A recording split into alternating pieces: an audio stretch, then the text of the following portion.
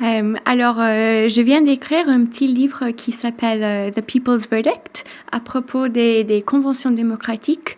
Et c'est une étude des à peu près 50 exemples des conventions démocratiques qui se sont passées au Canada et en Australie pendant les 10 dernières années. Donc, les sujets sont très variés. Il y a des grands budgets participatifs de 5 milliards de dollars, mais il y a aussi des grands projets d'infrastructures de 30 ans.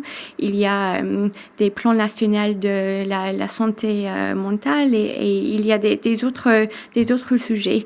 Donc maintenant, quand on parle un petit peu en France des conventions démocratiques, on peut se poser, on peut voir que dans les autres pays, il y a plein d'exemples concrets de comment ça pourrait marcher.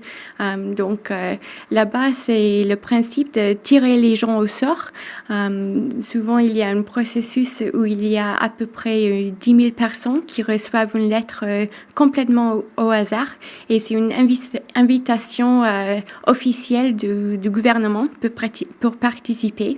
Et entre les gens qui disent oui, je peux le faire, je veux le faire, après, il y a une deuxième stratification des gens, donc un plus petit groupe de à peu près 50 personnes qui sont plus représentatifs du grand public.